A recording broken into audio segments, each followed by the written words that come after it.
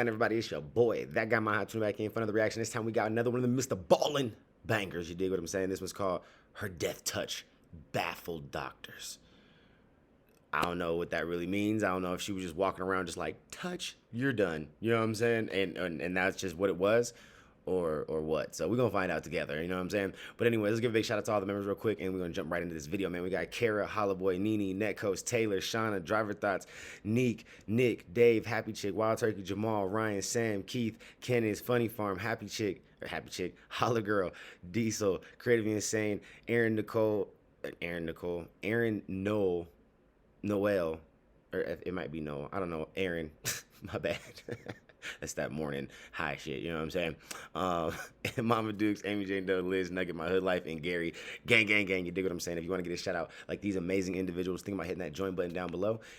Get some cool perks. You can join us for our first Sunday live, or in every Sunday for members only lives. Take advantage of some other things like some, discounts on merch and stuff like that. And yeah, just check it out. You might like it. Anyways, man, let's go ahead and jump into this video.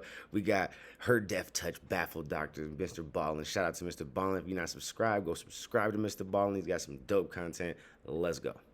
In 1994, a 31-year-old mother was rushed into an emergency room in California with a severely elevated heart rate, her blood pressure was very low, and she was struggling to breathe. As soon as she arrived, the doctors and nurses in this ER, who were very accustomed to getting patients like her, got right to work. And as they're treating her, one of the doctors noticed something very strange about the patient. But before this doctor could tell the other nurses and doctors about this anomaly, there was this loud thud inside of the trauma room they were inside of. And then before long, there was another thud, and then someone started screaming. And then minutes later, the entire hospital would be evacuated. But before we get into that story, if you're a fan of the strange, dark, and mysterious delivered in story form, strap your boots on because we are in for a roller coaster ride, apparently. Holy shit, she really is just touching people and just they falling over. And you come to the right place because that's all we do, and we upload once a week. So, if that's of interest to you, please sneak in to the like button's house and set all of their clocks back 1 hour. Also, please subscribe to our channel and turn on all notifications so you don't miss any of our weekly uploads. Okay, let's get into today's story. Let's do it. Let's get into it. Let us be into it. I didn't have anything else to say. On the night of February 19th, 1994, a man in Southern California called 911 because his girlfriend was struggling to breathe. When the 911 dispatcher picked up this man's call, he was very distraught and asked them to please send an ambulance as fast as you possibly can. But despite how upset this man was on the phone, he was not actually surprised this situation was unfolding. His girlfriend, 31-year-old Gloria Ramirez, had been diagnosed with terminal cervical cancer just 6 weeks earlier, and the doctors had told her that she likely did not have much time left. Dang, and making this even more tragic, Gloria had actually gone into the hospital a few years earlier with symptoms and signs that she likely had cancer, but the doctors missed it. Had they caught it back then, they likely could have saved her. Still, after receiving her very grim diagnosis just a few weeks earlier, Gloria had resolved to fight her cancer as best as she could. After all, she had a lot to lose. Gloria had 2 young kids. She had a boy and a girl who were 9 and 12 years old, respectively. And Gloria absolutely adored them and really devoted her life to them. In the evenings, she would play with them and help them with their homework, and the whole time she'd be cracking jokes to make them laugh and smile. And then even when Gloria was not actively parenting her kids, she was always a very positive presence in their lives. She was optimistic, she was happy, she was upbeat.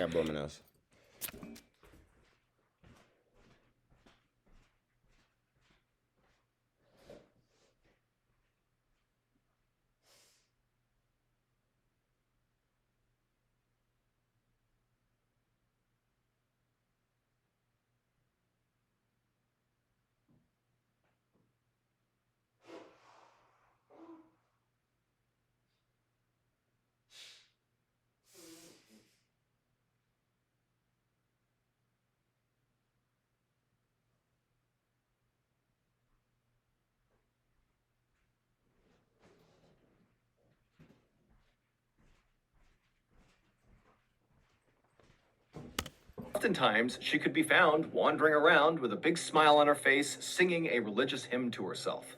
So, when Gloria got this terrible news that she had late stage cancer, she was obviously terrified and sad, but she was also very determined to find a way to survive because she Facts. knew You got to her have that kids willpower. still needed her.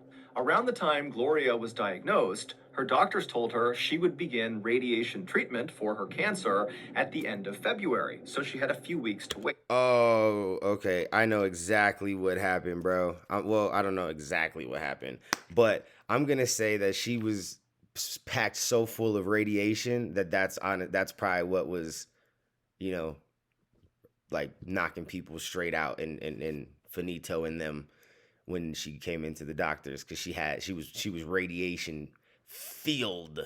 You know what I'm saying? From the chemotherapy. I bet you that's what it is.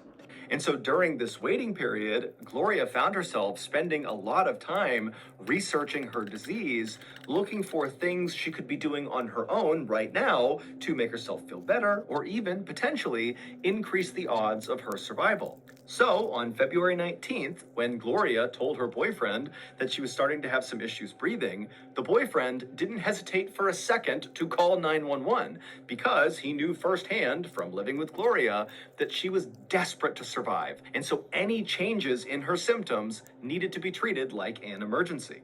It was around 8 Facts. p.m. that night when the ambulance pulled up in front of Gloria's home.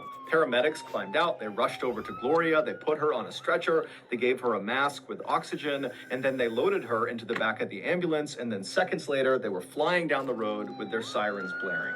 While they sped toward the hospital in Riverside, which is a city about an hour east of Los Angeles, one of the paramedics on board the ambulance called ahead to the Riverside Hospital emergency room to talk to one of the doctors. And the doctor who answered was a 33-year-old woman named Dr. Julie Gorchinsky. And she loved her job. She loved the thrill and excitement and challenge of working in a big city emergency room.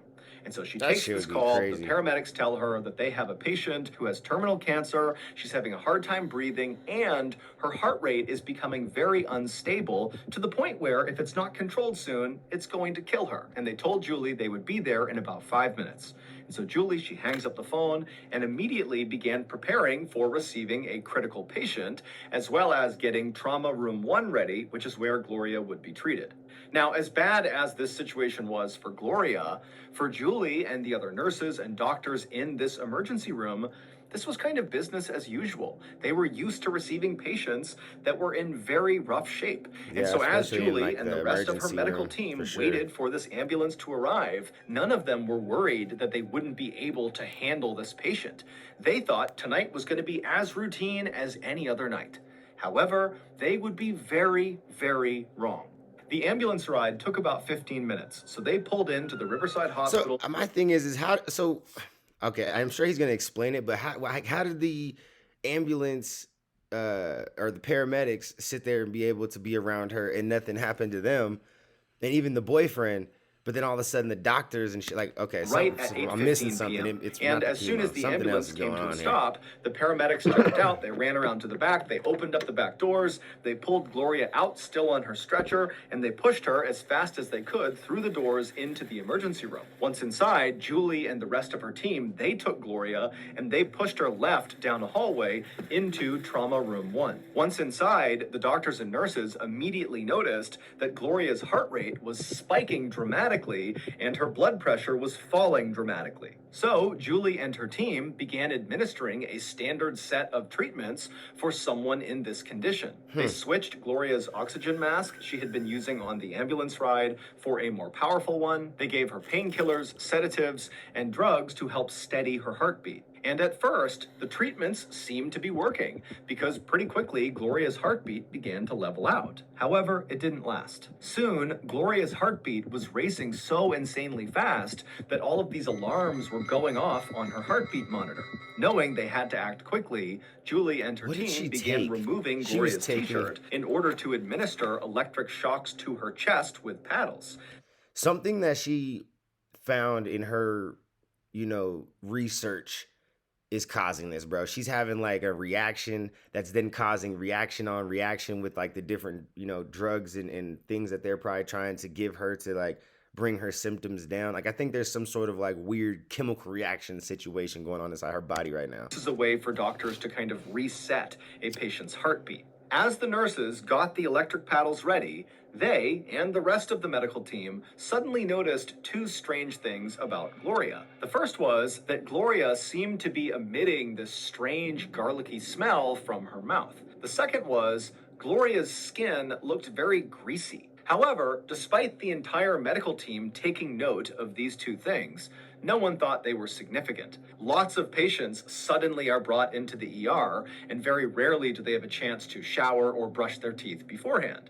And so they figured that was the reason she looked and smelled that way. Finally, the big electrical paddles were ready, and so the nurses placed them on either side of Gloria's heart, and then they began sending powerful bolts of electricity into Gloria's chest. While the nurses worked on Gloria's heart, other members of the medical team needed to assess Gloria's overall condition, and so to do that, they needed to draw her blood. So a nurse took an alcohol wipe and cleaned a small spot on Gloria's arm, and then she took a syringe and jabbed it inside of Gloria and began the draw. And as soon as she did this, trauma room 1 filled with a new smell. It was a chemical smell, and Julie immediately noticed it, and she looked over at the nurse doing the blood draw, and she said, "I think it smells like ammonia in here." And the nurse, who was doing the blood draw, kind of scrunched her face up in disgust and nodded in agreement. The nurse finished the blood draw and then handed the blood vial to Julie.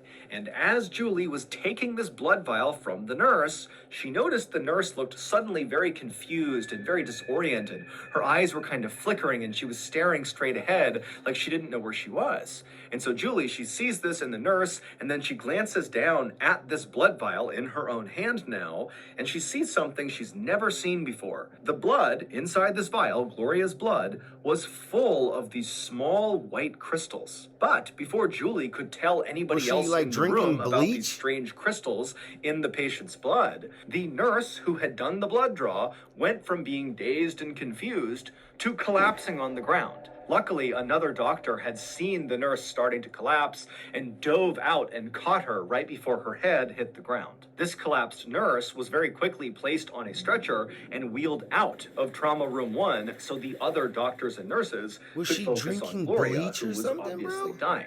And so Julie, who was still just standing in the middle of this room holding this vial of blood, was wondering what the heck just happened to her colleague. And she's also looking down at these crystals thinking, I've never seen this before. What does this mean? And right as she was about to flag one of the other medical team members over to look at it, Julie began feeling very nauseous and her head started spinning. And then she felt like she might collapse. And so not wanting to cause any more distractions for the main team, she quickly placed this vial of blood on a nearby tray. And then she quickly made her way out of trauma room 1 and sat down in a nearby chair. And as soon as she sat down, another staff member at the hospital who had not been inside of the trauma room ran over to Julie and asked her, hey, are you okay? And Julie, she looked up at the staff member and she tried to speak, but she couldn't.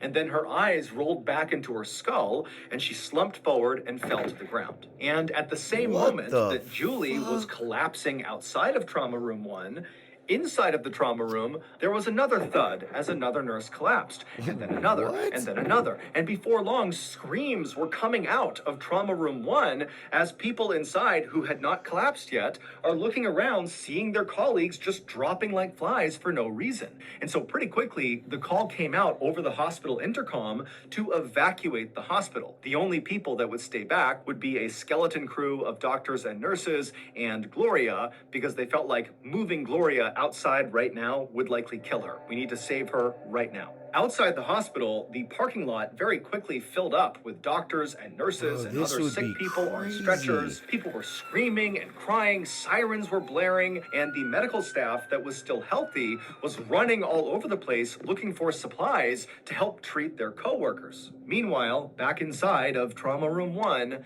things for Gloria only seemed to be getting worse. The 4 doctors and nurses who had stayed back continued to administer more drugs, more shocks to her chest, more oxygen, but no matter what they did, her blood pressure continued to fall and her heartbeat became fainter and fainter and fainter. Finally, at 8:50 p.m., roughly 35 minutes after Gloria had first been wheeled into the emergency room, she died. In that What was 35-minute in her window, blood? 23 of Riverside Hospital staff had either collapsed or become very sick and then collapsed, and many of them had to be hospitalized. But the most affected person by far was Julie. She was in such bad shape by the time she made it out to the parking lot that she was actually put on an ambulance from her hospital and driven to another hospital where she was admitted to their intensive care unit. And there, a nurse drew her blood, and in it were little white crystals, just like in Gloria's blood. At 11 p.m. on the same night all this craziness happened, a hazardous materials team dressed in full hazmat suits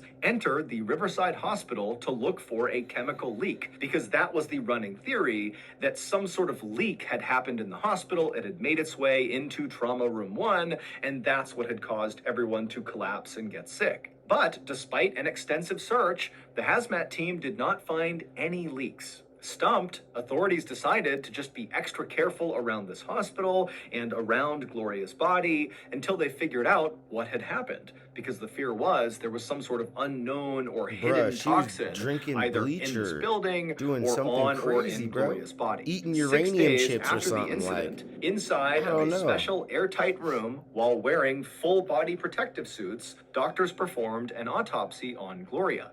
And they discovered there was absolutely nothing toxic inside of her. In fact, the autopsy only revealed that Gloria had died of natural causes. Her cancer had caused her heart and her kidneys to fail. Meanwhile, although the other medical staff members who had gotten sick inside of Trauma Room 1 had mostly recovered, Julie just could not seem to get any better. She had breathing problems and pancreatitis, which is the inflammation of the pancreas, and it's very painful. And her bones were literally just starting to die, leaving her in a wheelchair. Gloria's family blamed Riverside Hospital for Gloria's death, insisting that these toxic fumes that must have been present inside of Trauma Room 1 came from the hospital, and those fumes are responsible for what happened to the staff, and they are responsible for killing Gloria. And in fact, 3 times in the 3 years leading up to Gloria's death, Riverside Hospital had had some issues with hazardous materials making their way into the hospital. There was sewer gas that came in from a drain. There was a toxic gas that was created from a sterilizer that made 2 people in the hospital sick. And some of the hospital's water was found to have algae in it. But the hospital said they checked their hospital, there was like no the worst leak, thing, we did not cause whatever toxic fumes were inside of Trauma Room 1, and so we are not responsible for what happened to our staff or what happened to Gloria. Riverside Hospital would be searched again and again for some sort of leak. Also, Gloria's home would be searched for toxic gases, and Gloria would be autopsied 2 additional times. But no one could find anything toxic anywhere. So eventually, California's Department of Human and Health Services came forward and said they had the answer to what had happened inside of Trauma Room 1. They said it was mass sociogenic illness. Mass sociogenic illness is when a group of people all believe they have the same illness, even though there's nothing wrong with any of them. It's caused by fear and anxiety. Basically, the state of California was saying that Julie and the other 22 staff members who had gotten sick and collapsed had just pretended. They were making it up. As for Gloria, they said she just died from her cancer. Now, of course, this explanation made... That is the dumbest explanation that we have ever heard. If that, bruh. What? That's stupid. A lot of people unhappy, like Gloria's family, and of course Julie, whose medical problems were very well documented. She couldn't walk anymore because her bones were literally dying. And so Gloria's family and Julie said, you know what, we think the hospital is covering something up and we are going to sue. But before they did, an obscure lab located just outside of San Francisco, California, it was called the Forensic Science Center, was called in to do yet another investigation into what happened inside of Riverside Hospital. The Gloria, and what these scientists found cancer, she had would something make history. in her Here body. is what they discovered. After Gloria was diagnosed with cancer, she began researching not only her disease, but also alternative treatments that she could do on her own before she began began her radiation treatment at the end of February. And according to the scientists of Forensic Science Center, Gloria must have begun using a well-known controversial home remedy to help with her pain. It was called dimethyl sulfoxide, or DMSO for short. In the 1960s, DMSO was prescribed to treat pain and anxiety, but as it became more popular, it was discovered that it could cause eye damage, and so the government said, you can't use this anymore. But even though DMSO was no longer available as a medicine, it was still being sold in gel form inside of hardware stores as a heavy-duty degreaser. And it was this type of DMSO, the gel form, that Gloria had begun rubbing all over her skin, head to toe. This was the reason when she arrived in the emergency room, her skin looked greasy because she was literally covered head to toe in this gel. It was also why her breath smelled like garlic, because after DMSO is absorbed into your bloodstream, you emit a sort of garlicky smell both through your pores and out of your mouth. But the discovery that Gloria had been using DMSO did not account for why all these people in the hospital began collapsing and falling ill when they were around her. It turned out on the night that Gloria's boyfriend called 911 because Gloria was suffering from breathing problems, Gloria was also suffering from another medical issue, but it was so minor, the boyfriend didn't think to bring it up to the 911 dispatcher or to the paramedics when they arrived. And this secret medical condition that Gloria had was a urinary tract infection, which is an infection in any part of the urinary system. These are very common and usually very easy to treat. But what nobody realized was that because Gloria had this infection, her body was not flushing out the DMSO chemicals that had seeped inside of it from all this gel on her skin. Still, even very large amounts of DMSO chemicals inside of your body or on your skin is not enough to cause any harm to you or people around you. The danger started when the EMTs in the ambulance put that oxygen mask on Gloria's face as they transported her to the hospital. Suddenly, there was this new chemical being introduced into Gloria's body, oxygen. And the scientists from the Forensic Science Center said this new chemical, oxygen, began interacting with the DMSO chemicals trapped inside of Gloria's body, and together they formed a new chemical. Now, if Gloria had gotten to the hospital and responded more positively to the treatments and medicines that the doctors and nurses at the ER gave her, then Julie and the rest of the staff inside of that hospital would never have gotten sick. For that to happen, for that catastrophe to play out inside of that hospital, two very specific things had to happen in the correct order. And they did. First, there was the electric shocks. When the medical team was pumping electrical shocks into Gloria's chest, the scientists from the Forensic Science Center say those charges of electricity interacted with that new chemical that had been created inside of Gloria, and it changed this new chemical again. And this time, the change made the chemical deadly. It became what's known as dimethyl sulfate, which was used as a chemical weapon in World War I. Once Gloria received those shocks to her chest, her body basically became a canister of nerve gas. And then one of the nurses drew Gloria's blood, which was the second event that ultimately set off the catastrophe.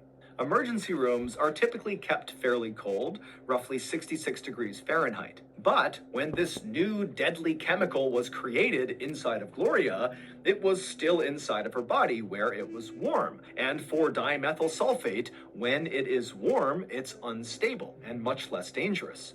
But when that nurse drew Gloria's blood, inside of the blood was the deadly chemical, and now it was no longer in Gloria, it was in this cool 66-degree room, and so it began to stabilize and started producing those little white crystals inside of the blood vial that Julie saw, and as it stabilized, it turned into a gas, and it filled the room, and the staff began to breathe it in. The scientists from the Forensic Science Center do not think that this mass poisoning event contributed to Gloria's death, meaning Gloria did really die from her cancer. Gloria's family has denied that Gloria ever used DMSO, and they still insist that the hospital was responsible for Gloria's death. The hospital would ultimately pay $800,000 in settlement money to Gloria's family, but the hospital would never admit that they did Yeah, they anything just wrong. were like, here, this Julie's is easier lawsuit for you against to the just go hospital was away. ultimately dismissed, and her bones never really recovered from the damage that was done to them, despite 8 surgeries to try to fix them. However, Damn, Julie bro. would eventually go back to being a practicing doctor at another hospital, and she has said the ordeal she went through inside of Trauma Room 1 at Riverside Hospital actually made her a better doctor. That's crazy. That would be So nuts. that's going to do it. Like If you got something out of just the idea that like there was a whole chemical reaction situation that then like to think that the body became the canister, the vessel. You know what I'm saying? The glass vial. Like that's nuts, bro. And as soon as she drew the blood, that's what set it off. Like, oh, air. It's cold. Gas. Die. Like, what the fuck? Yeah, that's crazy, bro. That's a crazy story. That's a crazy one. That one's just like it was like super interesting. It was like a freaking mad scientist like crazy. You know what I'm saying? Like, yeah, that's nuts. Like, that's super nuts. Anyways, man, you let me know what you thought about that down in the comments below. I'll catch you guys in the next one.